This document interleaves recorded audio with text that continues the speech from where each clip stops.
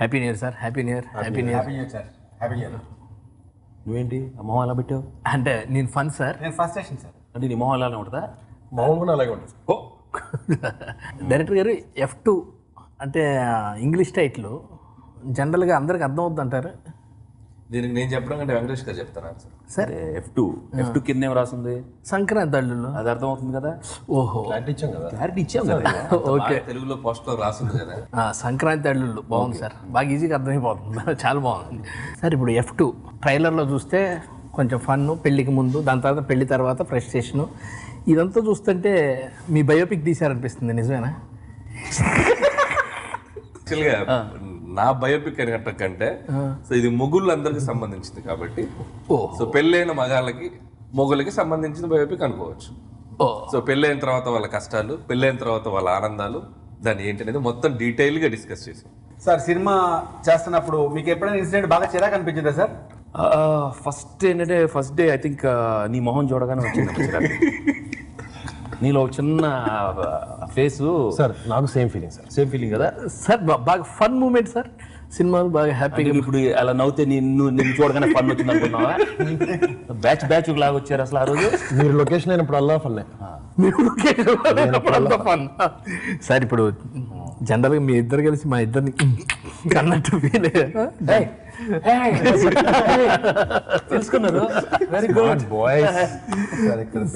మేము fun first station fix అయితే మీరు ఫన్ ఫస్ట్ స్టేషన్ ఫిక్స్ వచ్చారు. మేము క్యారెక్టర్స్ లో ఇన్వాల్వ్ అయ్యి మీకంటే ఎక్కువగా క్యారెక్టర్స్ లో ట్రావెల్ చేశారు కాబట్టి 6 months ట్రావెల్ అయ్యాం. నాకు ఒక ఇది ఉంటుంది. ఆబ్వియస్ గా మీ ఫన్ ఫ్రస్ట్రేషన్ కంటే ఆ ఇంపాక్ట్ ఎక్కువగా ఉంటుంది. అనిల్ రావుపూడి గారితో చేయకముందు, మూవీ షూటింగ్ స్టార్ట్ చేయకముందు, చేసిన తర్వాత ఈ ఎక్స్పీరియన్స్ చెప్పండి సార్ ఒకసారి. నాకు యాక్చువల్లీ బిగినింగ్ నుంచి ఎప్పుడు చేసినట్టే అనిపించింది. ఎందుకంటే ఈ సినిమా ముందే ఆయన తెలుసు. మసాలాకి డైలాగ్ రాశారు. దాని ముందు అన్నయ్య గారితోనూ రానాతో చాలా క్లోజ్గా ఉండేవారు. సో ఫస్ట్ సినిమా మేము చేద్దాం అనుకున్నాం, కుదరలేదు. So that way had long journey with him already. But ఈ సినిమా చేసిన తర్వాత మాత్రం చాలా హ్యాపీగా ఫీల్ అవుతున్నాను. Because it was a wonderful experience.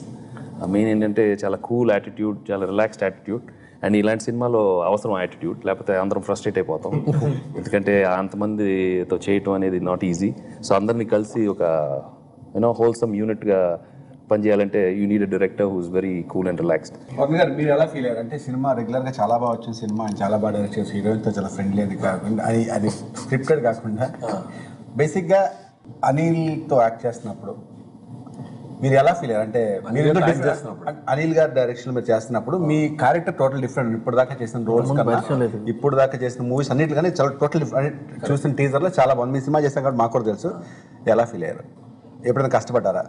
కష్టం ఫస్ట్ వెంకటేష్ గారి పక్కన ఫ్రేమ్ పెట్టగానే కష్టపడేవాడిని. ఎందుకంటే మీకు తెలుసు ఆయన కామెడీ ఎలా ఎరగదీస్తారు. నేను ఇప్పుడు దాకా చేయలేదు, అసలు అంత ఎక్స్పీరియన్స్ కూడా లేదు నాకు. బట్ అనిల్ గారి గైడెన్స్తో అండ్ వెంకీ గారు ఫుల్ సపోర్ట్ చేశారు నాకు. అసలు మొత్తం త్రూ అవుట్ షూట్ మొత్తం ఎక్కడో టెన్షన్ ఉంటుంది కదా, పెద్ద స్టార్ ఏమైనా అంటారా ఎక్కువ టేకులు తీసుకుంటే అని. బట్ చాలా సపోర్టివ్ ఉన్నారు వెంకీ గారు నాకు. అండ్ అనిల్ గారు కూడా మీ షూటింగ్ ముందే తెలంగాణ యాస ఇదంతా బాగా ప్రాక్టీస్ చేసి ఆ కాన్ఫిడెన్స్ బాగా ఇచ్చారు నాకు. అనిల్ గారు వచ్చిన కట్ చెప్పినప్పటి నుంచి I was very excited. Telangana slang, కొంచెం హైదరాబాద్ యూత్, ఆ క్యారెక్టర్ ముందు చేయలేదు. థ్యాంక్స్ టు వెంకీ గారు అండ్ అనిల్ గారు కూడా మంచి క్యారెక్టర్ రాశారు నాకు. బ్రహ్మాండం చేశారు, అదరగొట్టేశారు. Thank you. డైరెక్టర్ గారు అంతకుముందు మామూలుగా ఒక హీరోతో చేశారు, దీంట్లో 2 హీరోలు. మీ ఎక్స్పీరియన్స్? ఫస్ట్ వెంకీ గారు, వరుణ్ ఇద్దరు కథ యాక్సెప్ట్ చేసినప్పుడే ఒక F2 అనే సినిమా నాకు ఫుల్ ఎనర్జీ ఇచ్చేసింది. నేను మేకింగ్కి వెళ్ళక ముందే కథ చెప్పినప్పుడు ఉన్న ఫన్ కానీ ఆ క్యారెక్టర్స్ కానీ ఆన్ స్క్రీన్కి వచ్చేటప్పటికి డబల్ అయిపోయింది. సో ఆ చేసే విధానంలో కానీ, ముఖ్యంగా చెప్పాలంటే వెంకటేష్ గారి కామెడీ టైమింగ్ గురించి ఈరోజు నేను కొత్తగా చెప్పక్కర్లేదు.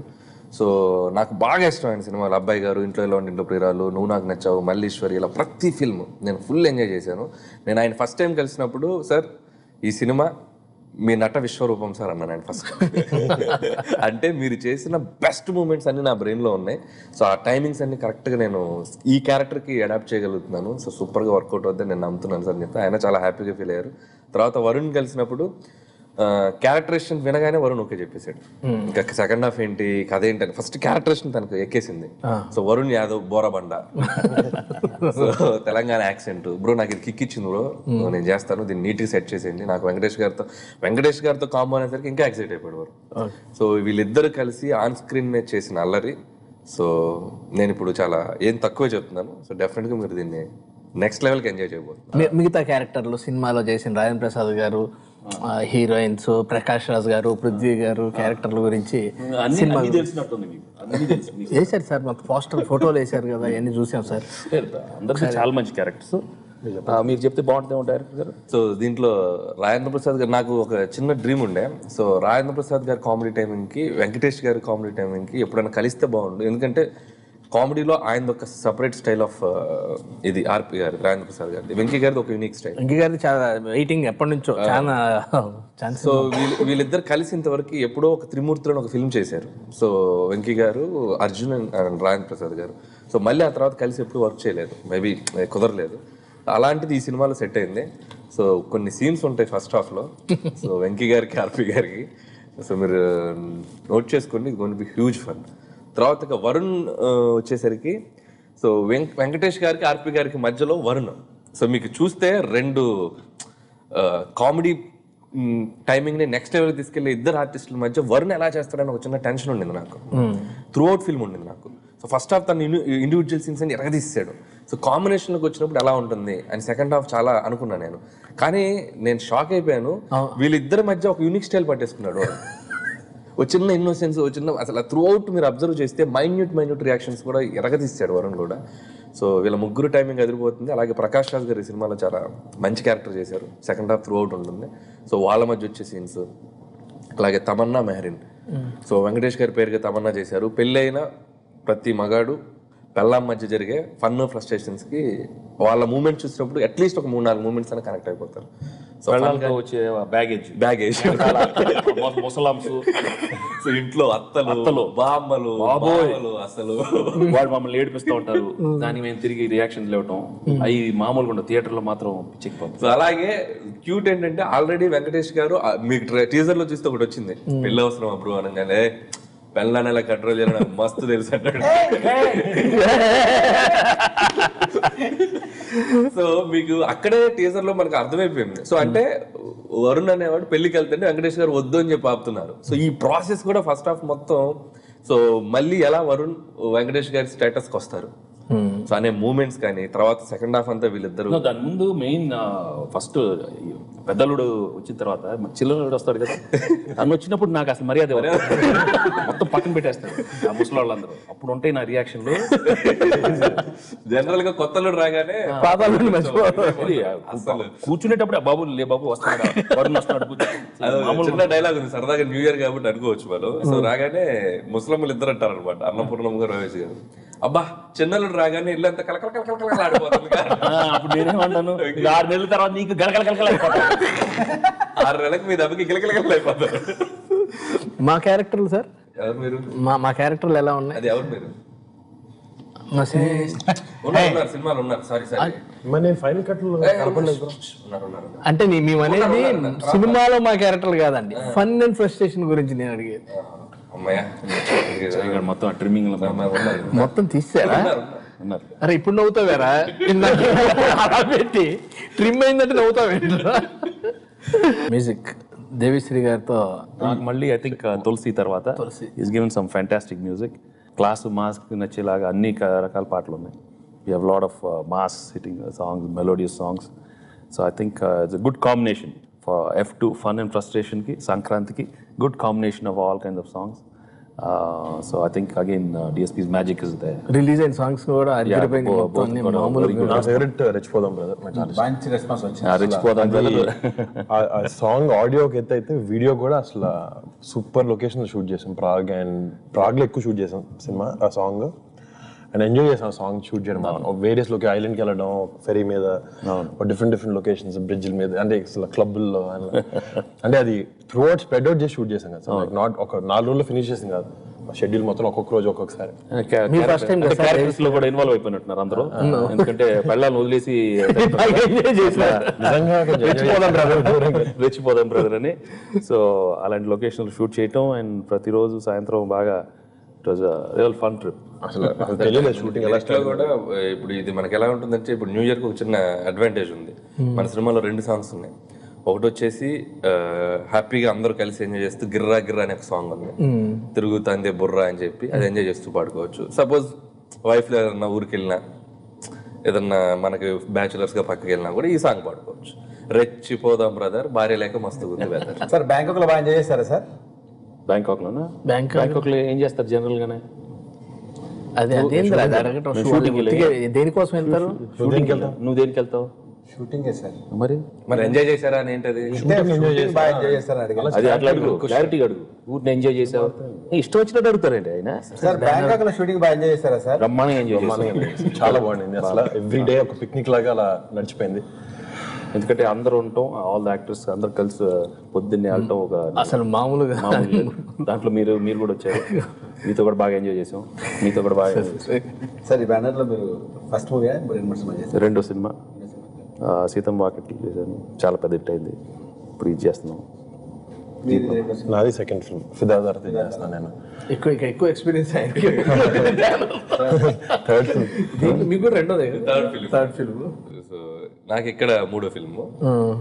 సో వెరీ కంఫర్టబుల్ రాజు గారితో. అంటే సో 3వ సినిమా అంటే నాకు అసలు ఎక్కడ నాకు ఆయనతో ఉన్న బెస్ట్ థింగ్ ఏంటంటే వెరీ ఫ్రీడమ్, క్రియేటివ్ ఫ్రీడమ్. కానీ ఏది కావాలంటే అది ఇస్తారు. సో ఎక్కడ ప్రెషర్ ఉండదు. మాతో ఎందుకు ప్రిన్సిపాల్ ఉన్నట్టుంటారు కదా? ఎంతో ఆవిష్టాలు ఉండకపోతే ప్రాబ్లమ్స్ వస్తాయి. నాతో కూడా చాలా ఫ్రెండ్లీగా ఉంటారు సార్. ఎవరు సార్? ఓ మంచి ఫన్ మూమెంట్ ఏదన్నా F2కి సంబంధించి. కాదు ఇలాంటివి అందరూ అడుగుతారమ్మా. అయినా కానీ ఫన్ నిండా ఫ్రస్ట్రేషన్ అయ్యే కదా. బట్ టు బీ ఆనెస్ట్ ఈ సినిమా వరకు బికాస్ ఆఫ్ ది అట్మాస్ఫియర్ ప్రతిరోజు it was real fun. Because the scenes also entertaining. కాబట్టి ఆ చిన్న ఎక్సైట్మెంట్తో అరే సీన్ భలే వస్తుంది కాబట్టి అందరం you know the characters also very fresh for all of us.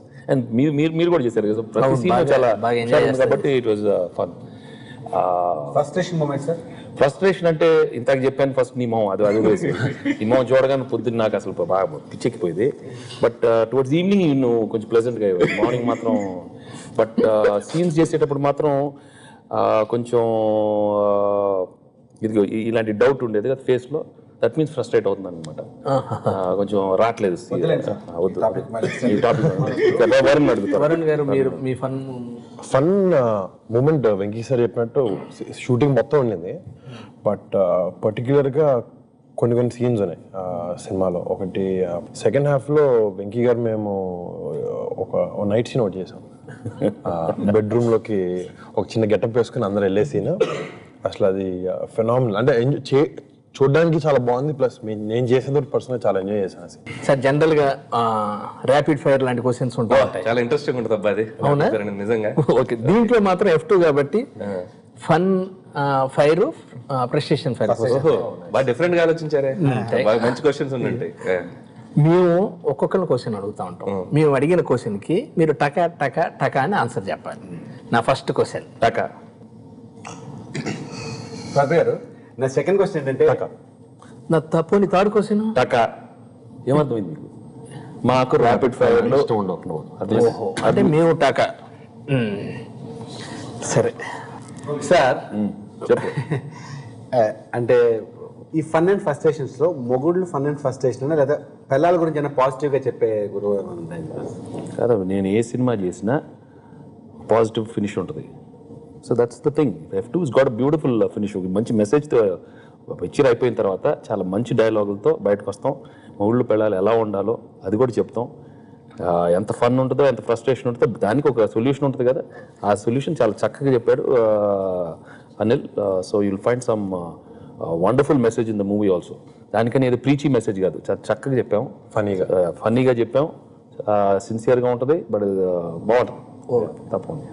Husbands కి వైఫ్ కి మధ్య ఒక చిన్న సెన్సిటివ్ లేయర్ ఉంటుంది. సో దాన్ని మేము ఈ సినిమాలో ఏం చేసామంటే సో ఇలా ఉండాలి, ఇలా చేయాలి, ఇలా ఉండాలి అని చెప్పి ఫోర్స్ఫుల్ గా చెప్పలేదు. అంటే అదే టీజర్ లో కూడా విమెన్ అయినా బ్యాడ్ లైట్ లో చూపించారని, బ్యాడ్ లైట్ లో ఏం చూపించాం. సో వాళ్ళకి సినిమా మొత్తం చూస్తే అర్థం Correct. So it's their point of view first half, వాళ్ళ point of view, second half అమ్మాయిల పాయింట్ ఆఫ్ వ్యూ. కాబట్టి సినిమా మొత్తం చూశాక అట్మోస్ట్ గా ఆ ప్రాబ్లం ఏదైతుందో దాన్ని జెన్యున్ గా డీల్ చేసాం. సో దాన్ని ఏదో మేము ఇలా చేయాలి ఇలా ఉండాలని చెప్పలేదు, క్యూట్ గా మాట్లాడతారు, నీట్ గా చెప్తారు. సో డెఫినెట్ గా చూశాక మాత్రం ఎండ్ టైటిల్స్ ముఖ్యంగా ఇది అండర్లైన్ చేసుకోండి, ఎండ్ టైటిల్స్ మిస్ అవుద్ది ఈ సినిమాకి. ఇంకా అక్కడ ఉంది అసలైన వ్యవహారం. సో వెంకటేష్ గారు వరుణ్ ఆర్పి గారు కలిసి ఒక చెప్తారు ఒక మెసేజ్, అది అస్సలు మిస్ అవ్వద్దు. సార్ పండగకి థియేటర్లో అన్ని సినిమాలు వస్తూ ఉన్నాయి, మన F2 speciality. Specialty is the title, beginning of the title. It's so much fun to watch this film, entertaining film. మొత్తం ఫ్యామిలీ వచ్చి ఒక క్లీన్ ఎంటర్టైన్మెంట్ ఫిల్మ్ చూడాలంటే that's going to be F2 Sankranti అల్లుళ్ళు. So I think the audience are going to love the film. And Anil is again going to give a very, very big hit. I wish the whole team all the very best. And andarki a very, very happy Sankranti. So come and watch F2 on Jan 12th. Almost same dialogues సినిమాలో మీరు చెప్పింది నేను repeat చేస్తాను కదా. ఈ డెఫినెట్గా సంక్రాంతికి ఇది ఒక లాఫ్ రైట్లా ఉంటుంది థియేటర్లో. అసలు సీట్లో ఎవరు కూర్చోని మాత్రం నేను గ్యారంటీ చెప్పగలుగుతాను. ఒక అమేజింగ్ యూనో థియేటర్కి వచ్చిన తర్వాత ఏదో చాలా ఆలోచనలు, ఇంట్లో ఫ్రస్ట్రేషన్లు, ఆఫీస్లో ఫ్రస్ట్రేషన్లు అందుంటే థియేటర్కి వచ్చిన తర్వాత మాత్రం అన్నీ మర్చిపోయి ఓన్లీ ఫన్. అండ్ అది బయటకు వచ్చేటప్పుడు చిన్న నవ్వుతూ వెళ్తారు అందరు బయటికి. అండ్ డెఫినెట్గా సంక్రాంతికి మీరు F2 సినిమా చాలా ఎంజాయ్ చేస్తారు. And it's coming on 12th of Jan, so do watch F2. Sir so same content, ఎందుకంటే ఉన్నదే అది కాబట్టి. సో పండగకి ఓన్లీ ఫన్. సో వచ్చి హ్యాపీగా మీ ఫ్యామిలీతో కూర్చొని ఒక 2 hours 27 minutes ఎంజాయ్ చేసి నవ్వుకొని, దాంట్లో ఏదైనా ఒక చిన్న ఎమోషనల్ టచ్ కూడా ఉంటుంది. సో అన్నీ మీరు ఎవ్రీథింగ్ మీరు కనెక్ట్ అయ్యి వెళ్తారు సినిమాకి. ఇంకొకటి ఈ సినిమా చూశాక ఎవ్రీ వైఫ్ అండ్ హస్బెండ్ ఇంటికి వెళ్ళాక ఒక 15 minutes దీని గురించి మాట్లాడుకుంటారు. Okay, very good. ఈ ఫిల్మ్లో జరిగిన ఇన్సిడెంట్స్ గురించి మాట్లాడుకుంటారు, వాళ్ళ పెర్ఫార్మెన్స్ మాట్లాడుకుంటారు, వాళ్ళ లైఫ్లో ఉన్న మూమెంట్స్ రిలేట్ చేసుకుని మాట్లాడుకుంటారు. ఇంటికి తీసుకెళ్తారు సినిమా, మెమరీస్ ఉంటుంది. తీసుకెళ్ళి బ్రహ్మాండంగా హ్యాపీగా ఉంటారు. ఉన్న బాధలన్నీ మర్చిపోయి, ఫ్రస్ట్రేషన్ అంతా మర్చిపోయి మళ్ళీ అలా కలిసిపోతారు. ఏమైనా చిన్న చిన్నవి ఉన్నా అన్ని తొలగిపోయి ఉంటాయి chances. Okay, full of love and romance. Sudden గా అతను చూసారా సార్, ఇంటర్వ్యూ అయ్యేలో ఫ్రస్ట్రేషన్ మనిషి లోకి వచ్చేసాడు. అది థియేటర్లో కూడా ఇదే పరిస్థితి. నెక్స్ట్ ఇంకేమన్నా అడగండి. అదే నువ్వు అడుగు. నువ్వు అడగరా, నువ్వు అడగరా. అయిపోయిందని తెలిసిపోయింది, ఇంకేం లేదు కదా. ఇంకేముంది సార్, అయిపోయినప్పుడు ఊరిని నెక్స్ట్ పోనీ కంక్లూడ్ ఇచ్చేద్దాం సార్. Conclude ఆ? అందరం కలిసి ఒకసారి హ్యాపీ న్యూ ఇయర్ చెప్పేద్దాం. Happy new year. అందరికి హ్యాపీ న్యూ ఇయర్ సార్. అంతేగా అంతేగా అంతేగా అంతే. Happy new year. Happy new year. Happy new year. Happy new year. Enjoy with F2.